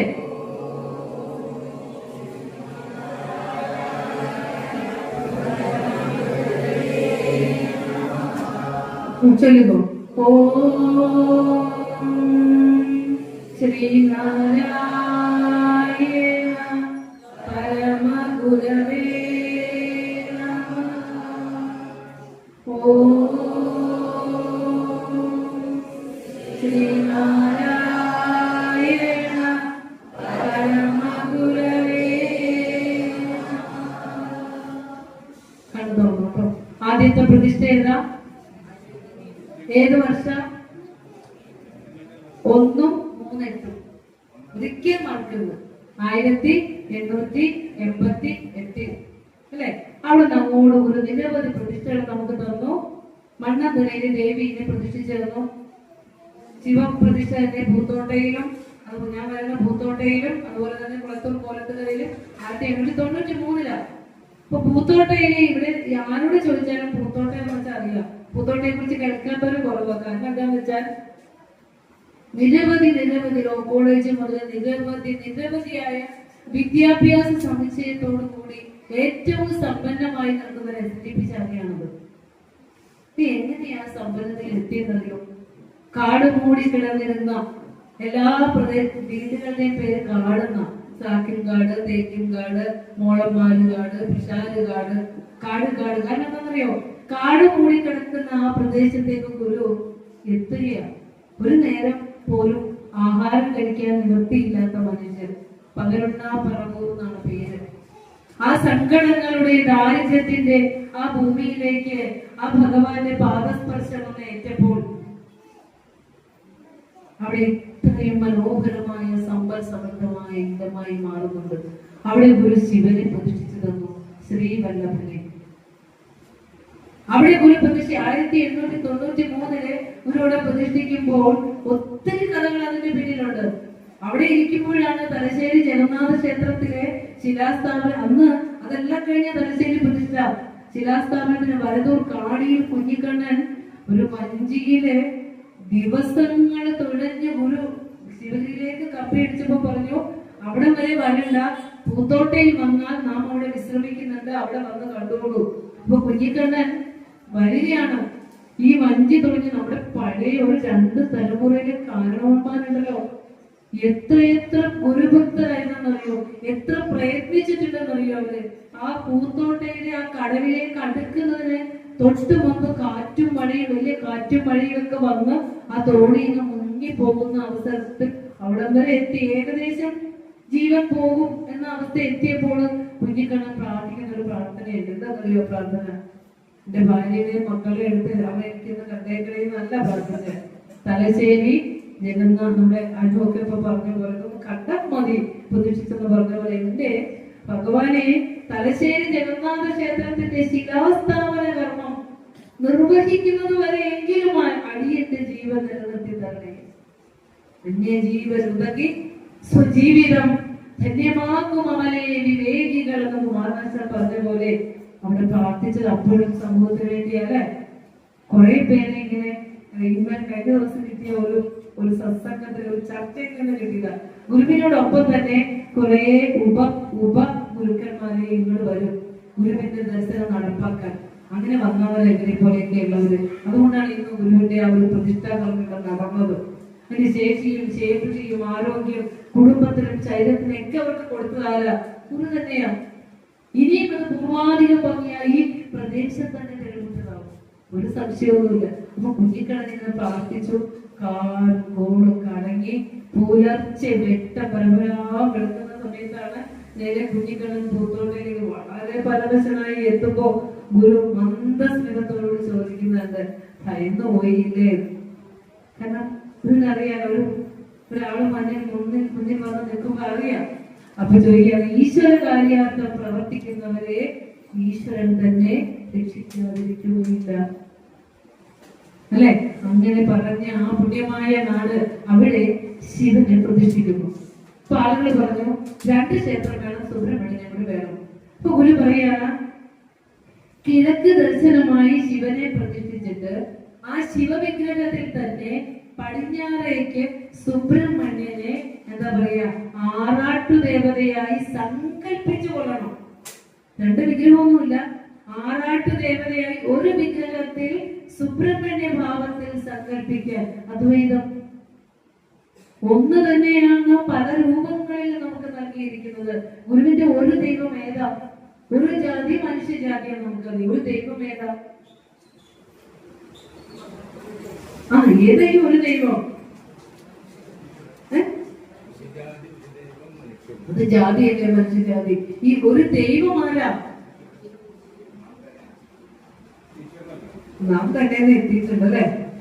നാം തന്നെ നമുക്ക് പറയാം, ഉത്തരം കിട്ടും അതിനകത്തൊന്നും പറയാതെ. അപ്പോ അത് ഗുരുവിന്റെ പ്രതിഷ്ഠയോട് നമ്മളതല്ല അറിയേണ്ടത്. നമ്മളിവിടെ പ്രതിഷ്ഠിച്ചേക്കുന്നത് എന്തിനാണ്? ഗുരു നമുക്ക് തന്ന പ്രതിഷ്ഠ എന്തിനാണ്? നമ്മൾ മറ്റ് ക്ഷേത്രങ്ങളിലേക്ക് ഓടുമ്പോൾ അവിടെയുള്ളത് എന്താണ് തിരിച്ചറിയാതെ അവർക്ക് കൺഫ്യൂസ്ഡ് ആയിരിക്കുക. അതുകൊണ്ടാണ് ഞാൻ ചെറുതായിട്ട് അതൊന്ന് പറയാന്ന് വെച്ചത്. അപ്പോ ഗുരുവിന്റെ ഒരു ദൈവം പറയാനോ അത് മറക്കരുതെന്ന് ചോദിച്ചോളൂ. കാരണം ഇത് പറയാതെ അതിലേക്ക് എത്താൻ പറ്റില്ല. അങ്ങനെ ഒരു ശിവനിൽ തന്നെ സുബ്രഹ്മണ്യ ഭാവവും കണ്ടോളാൻ പറഞ്ഞു. ഒരു ടെക്നിക്കാണത്. ഈ രൂപങ്ങളൊക്കെ നമ്മൾ ചോദിക്കുന്നതാ. ഓരോ ഇടത്തിനും എനിക്ക് ശിവൻ മതി, എനിക്ക് ദേവി മതി, എനിക്ക് സുബ്രഹ്മണ്യം മതി എന്നൊക്കെ ആരാ ചോദിക്കുന്നേ? നമ്മളാ. കാലങ്ങളായി ജന്മാന്തരങ്ങളായി ആരാധന ചെയ്തിരുന്ന മൂർത്തിയെ വാസനാപരമായി നമ്മളിലുണ്ട്. ഗുരു മനഃശാസ്ത്രപരമായി നമ്മളെ നയിച്ചിട്ട് പറയാണ് ഈശ്വരന് രൂപമില്ല, നാമവുമില്ല, ഭാവമില്ല. ആ ഈശ്വരനെ ഭജിക്കാൻ പറഞ്ഞാൽ നമ്മൾ ഭജിക്കുമോ? നമുക്കറിയില്ല. നമുക്ക് എന്ത് വേണം? ഒരു രൂപം വേണം, ഒരു വിളക്കെങ്കിലും വേണം, വിളക്കെങ്കിലും വേണം. അത് ഗുരുവിനറിയാം. ഗുരു ഒരു പ്രതീകം തന്നിട്ട് നമുക്ക് നമ്മുടെ കുഞ്ഞുങ്ങളുടെ കയ്യിലേക്ക് പാവ കൊടുത്തിട്ടേ ഇത് ആ കുഞ്ഞ് വിചാരിക്കുന്നത് എന്താ? ശരിയായ പാവയെ അവനെ കുളിപ്പിക്കും, താലോലിക്കും, ഉമ്മ വയ്ക്കും. കുറച്ച് അറിവ് വെച്ച് കഴിയുമ്പോ ഇത് പാവയായിരുന്നു ഞാൻ കളിപ്പിച്ചത് ചോദിക്കില്ലേ? അല്ലെ? അത് വെച്ച് അതുപോലെ ഈ പ്രതീകങ്ങളെല്ലാം തന്നെ ഒരേ ഒരു ഈശ്വരനെ നമ്മളുടെ സങ്കല്പത്തിനനുസരിച്ച് നമ്മൾ ചോദിക്കുന്നതനുസരിച്ച് തന്നിരിക്കുന്നതാണ്. ഇതെല്ലാം തന്നെ പരമ്പൊരുളിന്റെ പ്രതീകങ്ങളായിട്ടാണ് ഗുരു നമുക്ക് തന്നിരിക്കുന്നത് എന്ന് അറിയണം. അപ്പോ മണ്ണന്തല ദേവി, ഈ ദേവിയായ ഈശ്വരന്റെ സ്ത്രീലിംഗോ പുല്ലിംഗോ ഉണ്ടോ? പിന്നെന്താ? ദേവി കുറെ അസുരന്മാരെയൊക്കെ കൊല്ലുന്നുണ്ട്. പണ്ടെന്നോ ഒരു യുദ്ധം നടന്നു. അവിടെ കുറെ ഒരു താരകാസുരം വന്നു, ദാരികാസുരം വന്നു, മധു വന്നു, കൈടവൻ വന്നു, മഹിഷാസുരം വന്നു. അവരെയൊക്കെ ദേവി സർവ്വ ആഭരണങ്ങളും അണിഞ്ഞ് നല്ല ആഭരണങ്ങളെ കണ്ടൊരു കുന്തം കൊണ്ട് കുത്തിക്കൊടുക്കും. എന്താ അറിഞ്ഞിരിക്കാതെ? അതല്ലേ നമ്മുടെ സങ്കല്പം? അതാണോ? ആണോ? ഗുരുവിന്റെ ദേവി കൃതികളിലെ നിങ്ങൾ കേൾക്കോ? അത് ഇപ്പോഴും ഒരാൾക്കും അറിയില്ല. ഈ മധു എന്ന അസുരൻ നമ്മളിൽ തന്നെയുള്ള മദ്യപാനം ചെയ്യാനുള്ള ഭാവമാണ് മധു എന്ന അസുരൻ. നമ്മളിൽ തന്നെയുള്ള ആസുരിക ഭാവം, നമ്മുടേതായിട്ടുള്ള എന്താ പറയാ, ചതി, വഞ്ചന, മറ്റുള്ളവരെ പരിഹസിക്കുക, മറ്റുള്ളവരെ കൊല്ലുക, മറ്റുള്ളവരുടെ മുതൽ അപഹരിക്കുക, ഇങ്ങനെയുള്ള ഭാവങ്ങളാണ് ഈ മഹിഷാസുരൻ. പോത്ത് കണ്ടില്ലേ അമ്മയെ കൊന്നത്? അച്ഛനെയും കൂടി കൊല്ലും അല്ലേ? ഇതുപോലുള്ള മഹിഷഭാവം. അതായത് പുറത്തെ യുദ്ധങ്ങളല്ല, ദേവി ചെയ്യുന്ന യുദ്ധം ബാഹ്യ യുദ്ധമല്ല, ആന്തരിക യുദ്ധമാണ്. ദേവി കൊന്നൊടുക്കുന്നത് നമ്മളിലെ ആസുരിക ഭാവനയാണെന്ന് തിരിച്ചറിയണമെങ്കിൽ മറ്റ് അധ്യാത്മ ഗ്രന്ഥങ്ങൾ തെളിയാൻ കിട്ടില്ല. ഗുരുവിന്റെ ദേവി സ്തുതിപരമായ കൃതിയിലൂടെ തീർന്നു കിട്ടും. അപ്പോ ഈ കൊല്ലലുകളെല്ലാം എവിടെ നടക്കണം? ഉള്ളി നടക്കണ്ടേ? എനിക്ക് ഒരാളെ വഞ്ചിക്കാൻ തോന്നുമ്പോ ആ ഒരു വഞ്ചനയുടെ ഭണ്ഡാസുരൻ നമ്മൾ ഇരിപ്പുണ്ട്, മഹിഷാസുരൻ നമ്മൾ ഇരിപ്പുണ്ട്. അതിനെയൊക്കെ എൻ പാപമേവതിനൊരമ്പായിടുന്നറിവ്. എന്റെ അമ്മേ, എന്റെ പാപമുണ്ടല്ലോ, ജന്മാന്തരങ്ങളായി കൊണ്ടുവന്ന കർമ്മവാസനകള്, ആ പാപത്തെ ഏത് നശിപ്പിക്കണമെങ്കിൽ അറിവാകുന്ന അമ്പ് വേണം. എന്നിട്ടോ ഒരു അൻപാണോമാവി അമ്പെയ്യാൻ ഒരു വില്ല് വേണം, വില്ല് കെട്ടാൻ ഒരു ഞാണ് വേണം, ഭക്തിയാകുന്ന ഞാണ് വേണം, അതിലെ ഉറച്ച മനസ്സ് വേണം. ഉറച്ച മനസ്സിൽ ഭക്തിയാകുന്ന ഞാൻ കെട്ടി ആ അറിവിൽ ഇരുന്നു കൊണ്ട് നമ്മുടെ വാസനകളെ നശിപ്പിക്കണം, ദുർവ്യാസ വാസനകളെ. അതില്ലാതാക്കിയാൽ മാത്രമേ നമ്മൾ ജയിക്കുള്ളൂ. പുറത്ത് താരകാസുരനെയും മഹിഷാസുരനെയൊക്കെ ആരാധന ചെയ്തുകൊണ്ടിരുന്ന ഇത് കിട്ടുമോ? കിട്ടുമോ? എന്താണ് ദേവി നവരാത്രി കാലത്ത് നമ്മുടെയൊക്കെ ആരാധന ഭക്തി? എന്തെങ്കിലും സത്യം പറഞ്ഞിട്ടാണോ നമ്മൾ ചെയ്യുന്നത്? ഇവിടെ തന്നെ ഈ തൃശ്ശൂർ ഭാഗത്തേക്ക് ഒരു ക്ഷേത്രത്തിൽ തന്നെ ഒരു കുറുപ്പാണ് വിളിച്ചിരിക്കുന്നത്, വേണുഗോപാല കുറുപ്പ്. ദേവിയെ കുറിച്ച് ഉള്ള ഒരു പ്രഭാഷണമാണ് ചോദിച്ചിരിക്കുന്നത്. ഏതായാലും എനിക്ക് പറയാൻ കിട്ടുന്ന ഒരു സുവർണ അവസരമാണെന്ന് ഞാൻ കരുതുകയാണ്. കാരണം ഒത്തിരി ഒത്തിരി ഒത്തിരി ഒത്തിരി തെറ്റായ ധാരണകളിലൂടെ നമ്മൾ ഭക്തിയെ കടത്തിക്കൊണ്ട് പോകുമ്പോൾ ശരിയായ ഭക്തി എന്തെന്ന് അറിയണ്ടേ? അപ്പൊ മണ്ണന്തല ദേവി സ്ഥലത്തിലൂടെ ഒരു പറയാണ്, സാധിക്കും സകലം സമസ്ത ഭുവനങ്ങൾക്കും ഹിതം നൽകി ചേതസ്സിംഗലിരിക്ക കൊണ്ടു ജനനീ ചൈതന്യമായപ്പോഴും. എന്താണ് ഇതിന്റെ അർത്ഥം? ഒന്നും കിട്ടണ്ട. നീ ഈ ലോകത്തിലെ എല്ലാ ആഗ്രഹങ്ങളും സാധിച്ചു തരുന്ന അമ്മേ, നീ ചേതസ്സിൽ എന്റെ ഉള്ളിൽ തന്നെ ചൈതന്യമായിരിക്കുന്നു. അങ്ങോട്ട് കിട്ടണില്ല അല്ലെ? എത്ര നാളും പുറത്തു വെച്ച് ആരാധന ചെയ്തതിനെ അകത്തേക്ക് കൊണ്ടുവരാൻ പാടുപെടേണ്ടി വരും, നന്നായി പാടുപെടേണ്ടി വരും. എന്നിട്ട് ഗുരു പറയാം, അതിന് കാരണം എന്താ? പമ്പരത്തോട് പകച്ചിടും ഭ്രമണവേഗ ഇപ്പൊ ഇവിടെ ഇരുന്നപ്പോ പമ്പരം പോലെ മനസ്സ് കറങ്ങിക്കൊണ്ടിരിക്കുക, പമ്പരം പോലെ കറങ്ങിക്കൊണ്ടിരിക്കുന്ന മനസ്സ് എന്നിലേക്ക് ഈശ്വരനെ ധ്യാനിക്കാനുള്ള ഒരു ഏകാഗ്രത എനിക്ക് വരാത്തത് കൊണ്ട് ഞാൻ നിന്റെ മുൻപിൽ അൻപിരുന്നുകൊണ്ട് നിൽക്കുകയാണ്, നിന്റെ കാരുണ്യത്തിന് വേണ്ടി ഈ അഗതിക്ക് സദ്ഗതി നിർത്തുന്ന പറഞ്ഞു. ഇപ്പൊ തന്നെ നമ്മള് ശിവപ്രസാദ വചനം ചൊല്ലാൻ പറഞ്ഞപ്പോ എല്ലാരും ചൊല്ലി. ശിവനെ പ്രാർത്ഥിക്കാൻ നമ്മൾ ഒരു ശിവഭഗവാന്റെ അടുത്തേക്ക് ചെല്ലുമ്പോൾ അതിന് 5ാമത്തെ ശ്ലോകത്തിൽ എന്താ പറഞ്ഞേ? കനിവ് കനിവെന്നിലിരുത്തി അനങ്കരസക്കനി തട്ടി എറിഞ്ഞ് കരക്കഴുകി തനി മുക്തി പഴുത്ത് ചൊരിഞ്ഞൊഴുകും. എന്താണ് ശിവനോട് ഇതൊക്കെയാണോ നമ്മൾ പ്രാർത്ഥിക്കാതെ ശിവനോട്? ആണോ? അല്ല. അല്പം കഴിവ് എന്നോട് കാണിക്കണേ ഭഗവാനെ, ലിസ്റ്റും കൊണ്ട് പോയില്ല. അയ്യോ, ഒരു കാര്യം കൂടി ഞാൻ ചോദിച്ചില്ല പോലും. നമ്മുടെ ഭക്തി ഇപ്പോഴും അങ്ങനെ ചോദിച്ചാലേ നമുക്ക് ഉറപ്പുള്ളൂ. അല്പം കഴിവ് എന്നോട് കാണിക്കണം. എന്തിനാണെന്നറിയോ? ഈ കാമക്കനെ ഒന്ന് തട്ടി എറിഞ്ഞ് കളയണം. ചെന്ന് ചോദിച്ചിട്ട് എണ്ണിപ്പെറുക്കി യാചിക്കലില്ലേ, അതൊന്ന് കുറയ്ക്കണം. ആ കാരുണ്യം എന്നോട് കാണിച്ചിട്ട് ഈ കാമക്കനെ തട്ടി ദൂരെ എറിയണം. അഭിലാഷങ്ങളുടെ കനി, ആഗ്രഹങ്ങളുടെ കനി ദൂരെ എറിയണം. എന്നിട്ട് മോക്ഷദായകമായ മുക്തി പഴുത്ത് ചൊരിഞ്ഞൊഴുകുന്ന അങ്ങയുടെ ആ കനകക്കൊടിയായ നിന്റെ പാദങ്ങൾ എനിക്ക് ആശ്രയമായി തരണമെന്ന് പ്രാർത്ഥിക്കാൻ പഠിപ്പിച്ചത്. ഇതിനു വേണ്ടിയിട്ടാണ് നമ്മൾ ബ്രഹ്മപൂജ എന്താ പറയാ, മന്ത്രവാദികളുടെ അടുത്തുകൊണ്ട് പൈസ പോലും കൊടുക്കുക. അവിടെ നിന്ന് കിട്ടണമെന്ന് കരുതിയിട്ട് ജഗദീശ്വരന്റെ ഈ സമ്പത്ത് എടുത്ത് ജഗദീശ്വരന് കൊടുത്തിട്ട് എനിക്ക് ഇതാന്ന് ചോദിക്കുന്ന വിഡ്ഢിത്തരം ആദ്യം തന്നെ ഇല്ലാണ്ടാക്കുക. ഇപ്പൊ നമുക്കൊരു ബോക്സ് നമ്മുടെ കയ്യിൽ വരും, അവിടെ നമ്മൾ സമർപ്പിച്ചാൽ ആ ധനം മറ്റൊരുവന്റെ ക്ഷേമത്തിന് വേണ്ടി ഉപയോഗിക്കുമ്പോൾ അത് ഈശ്വരാനുഗ്രഹവും. മാനവ സേവാമേവ മാധവ സേവ. മനസ്സിലായോ? മനുഷ്യനെ സേവിക്കുന്നതാണ് ഈശ്വരനെ സേവിക്കുന്നത്. അതുകൊണ്ട് മറ്റെടുത്ത് കൊണ്ടുപോയി ക്ഷേത്രങ്ങൾ ഇപ്പോൾ കലഹിക്കുന്ന ഇടങ്ങളായിട്ട് മാറുകയല്ലേ? നമ്മളല്ലേ അങ്ങനെ ആക്കി മാറ്റുന്നത് അല്ലേ? നമ്മളൊരു പേപ്പറിൽ ലിസ്റ്റ് കൊണ്ട് പോയി നോക്കിക്കേ, എഴുതിയിട്ടിട്ട് കൊടുത്തു നോക്കി, എനിക്ക് ഇന്ന ആഴ്ചയുണ്ട് സാധിച്ചേക്ക് മോനെ ഇട്ട് കൊടുത്തു നോക്കിയേ.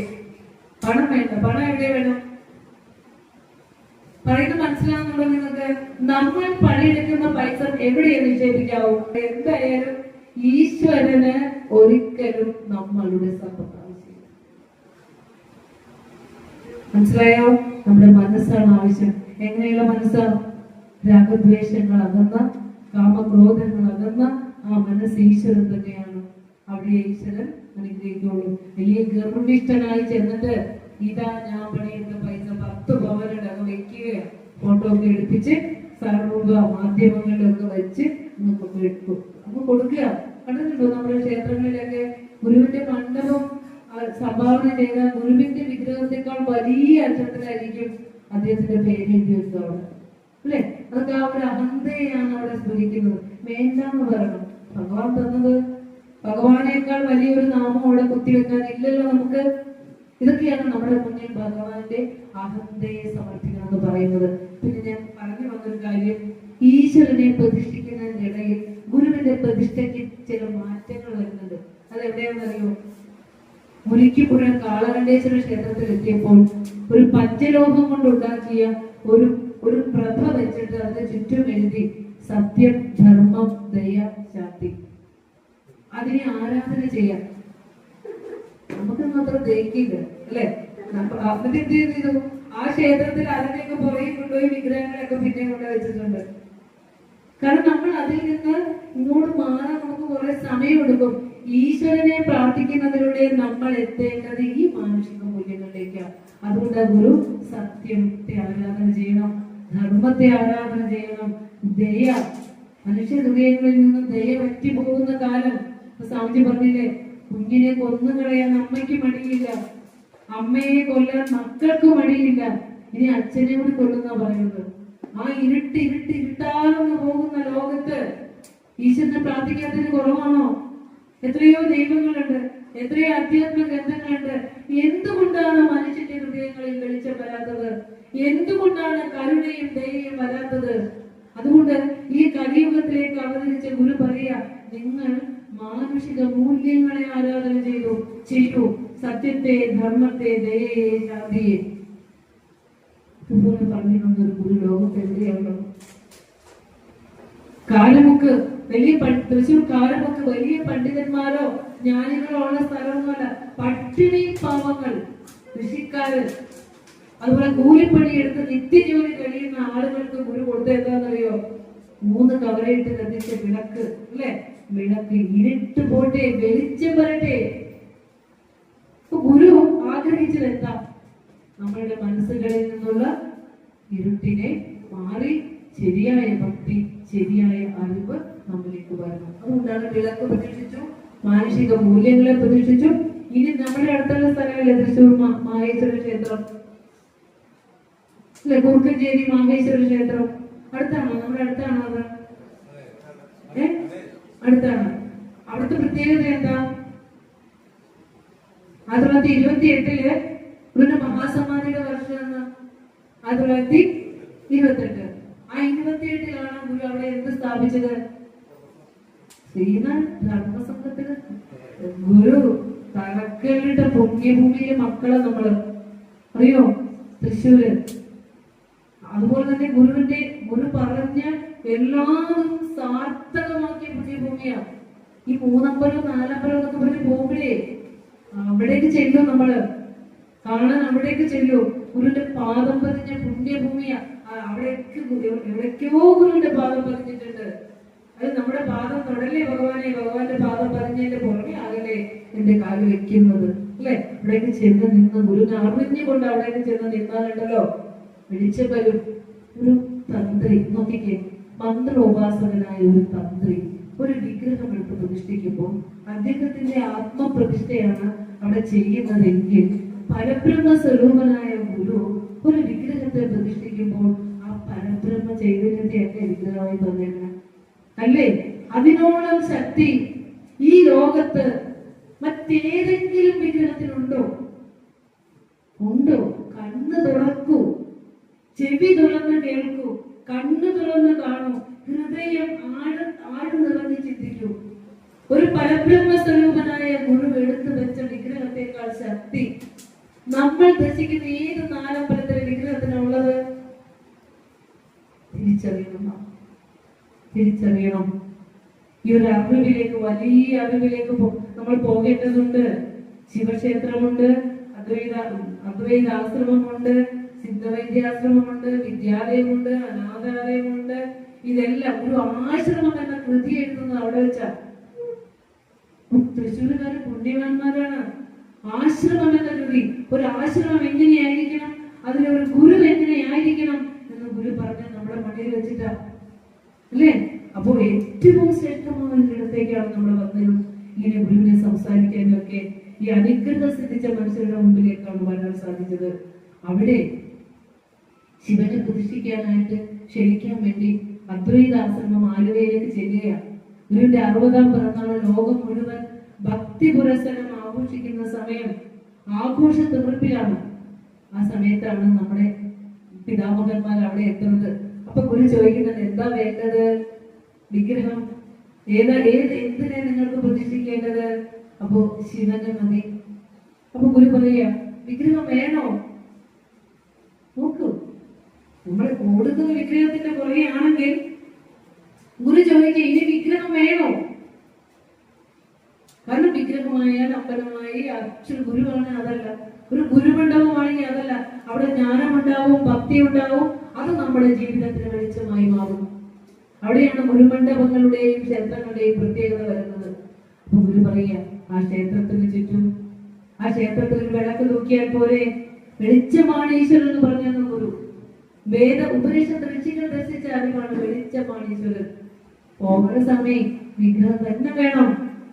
അങ്ങനെയാണ് ശിവനെ. അവരെ ഗുരു പറയുന്നൊരു വാക്കാണ് രാമനും, ഞാൻ ആദ്യം പറഞ്ഞില്ലേ, രാമനും കൃഷ്ണനും ശിവനും ഒക്കെ ഒരു കാലത്തെ മഹാന്മാരായിരുന്നു.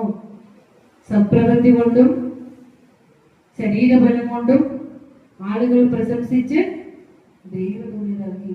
ഇപ്പൊ നമ്മൾ ആരാധിക്കുന്ന ദൈവസങ്കല്പങ്ങളൊക്കെ അങ്ങനെ സത്പ്രവൃത്തി കൊണ്ട് വന്നവരാ. അപ്പൊ നമ്മളിപ്പോ ചോദിക്കാറില്ലേ, എന്തിനും ഗുരുവിനെ ആരാധന ചെയ്യുന്നത്? ഗുരു ദൈവമാണോ? രാമനും കൃഷ്ണനും ഒക്കെ ദൈവമാണോ? എന്താ ചോദിക്കാത്തെ?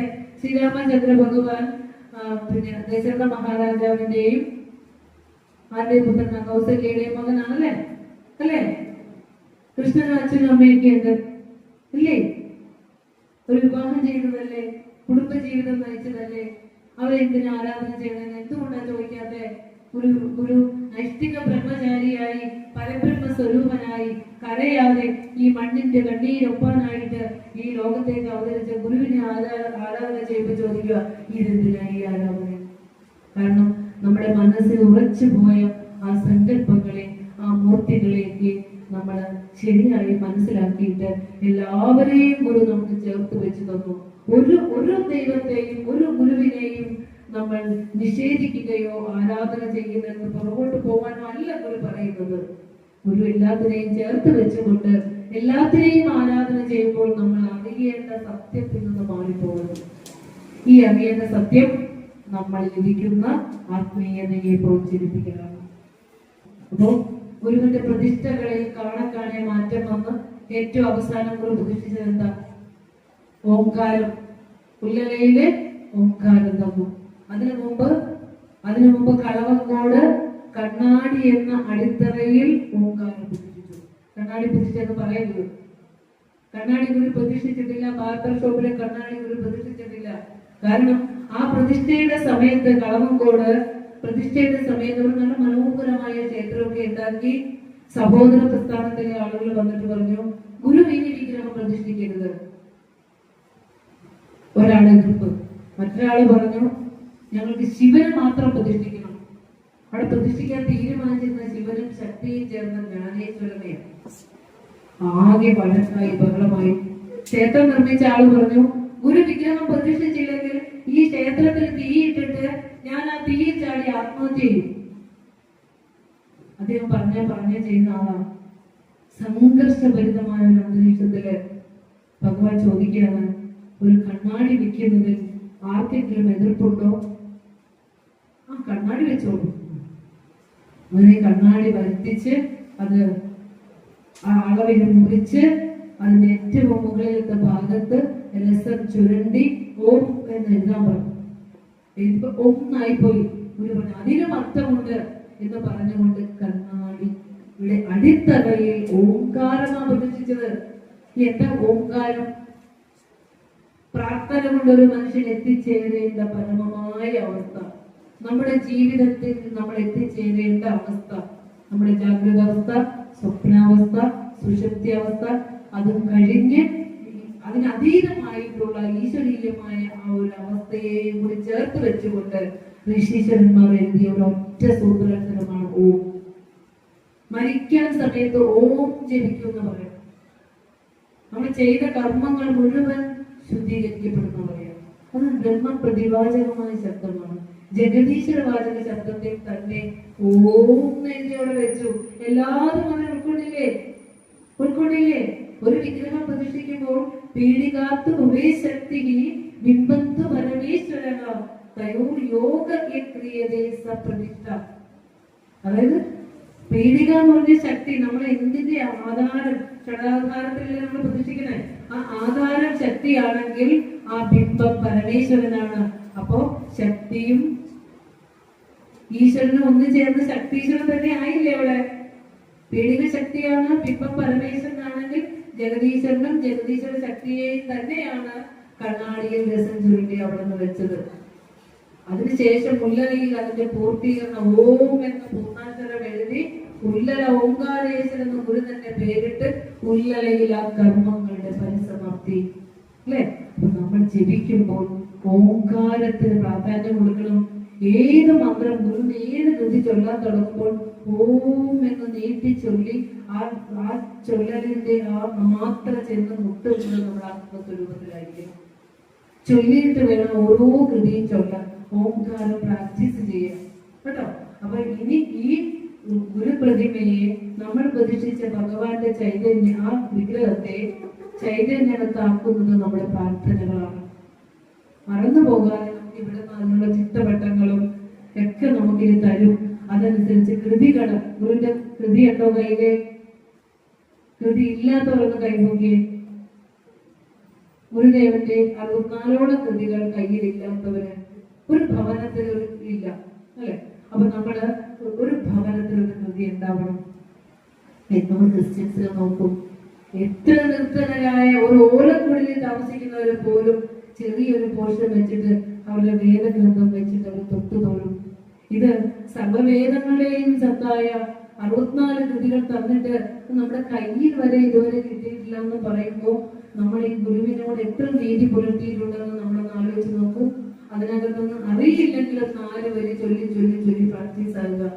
എന്നിട്ട് കുറച്ച് പേര് അറിയാവുന്നവര്, കുറച്ച് അറിയാൻ പാടില്ലാത്തവരെ ഈ ഗുരുവിന്റെ മുന്നിൽ വന്നിരുന്നത് ചൊല്ലി പഠിക്കുക. എന്നിട്ട് പ്രൊഫസർ ബാലകൃഷ്ണ സാറിന്റെയോ നമ്മുടെ മുനിനാരായണ പ്രസാദ് സ്വാമിജി സമാധിസ്ഥനായി ഇന്നലെ ചടങ്ങുകളായിരുന്നു. ഗുരുവിന്റെ സമ്പൂർണ്ണ കൃതികളും നമുക്ക് തന്നിട്ടുണ്ട് വ്യാഖ്യാന രൂപത്തിൽ. അതൊക്കെ ഒരെണ്ണം വാങ്ങിച്ച് വെച്ചിട്ട് നമ്മുടെ ഇവിടെ ഗുരുമണ്ഡപത്തിൽ തന്നെ വാങ്ങിച്ച് എല്ലാവരും കൂടി പൈസ ഇട്ട് വാങ്ങിച്ചാൽ മതി. 4 വരി വായിച്ചിട്ട് അതിന്റെ അർത്ഥം പഠിക്കുക. എന്നിട്ട് അതിവിടെ ഒരാൾ ചൊല്ലുക, ഒരാൾ അർത്ഥം പറയുക. അങ്ങനെ ഇതിനെ പറഞ്ഞ് നമുക്ക് ഏകദേശം ഒരു 1-2 മാസം കൊണ്ട് നമ്മൾ 1-2 കൃതി പഠിക്കും. ആഴ്ചയിൽ 7 ദിവസമോ അല്ലെങ്കിൽ 2 ദിവസം വെക്കുക. ഫ്രീ ആകുന്ന സമയത്ത് വരിക. നമ്മൾ മാറ്റം വരും, ഇവിടെ ചൈതന്യം വരും, വളർച്ച വരും. അപ്പോൾ അങ്ങനെയൊക്കെ നമ്മുടെ ജീവിതം ധന്യമാക്കാൻ ശ്രമിക്കണം. പ്രാർത്ഥന വേണം, ഗുരുഭക്തി വേണം. ഏതായാലും നമുക്ക് ഇത്തരത്തിൽ പുണ്യമായ ഒരിടം സ്വസ്ഥമായി ആരുടെയും എതിർപ്പില്ലാതെ നമുക്ക് ശാന്തമായി ഉപാസിക്കാൻ ഒരു ഗുരുവിന്റെ ഒരു വിഗ്രഹം അല്ലെങ്കിൽ പ്രതിമ എന്ന് പറയുന്ന ഒരു വിഷമമാണ്. നമുക്ക് കരകരമായ ഒരു ദിവസമാണ്. നമ്മുടെ ഹൃദയങ്ങളിൽ ഏറ്റിക്കൊണ്ട് വേണം ഇവിടുന്ന് പോകാമെന്ന് പറഞ്ഞുകൊണ്ട് ഈ വാക്കുകൾ അത്രയും ഗുരുവിൽ സമർപ്പിക്കുന്നു. ഗുരുവോം തത്സത്.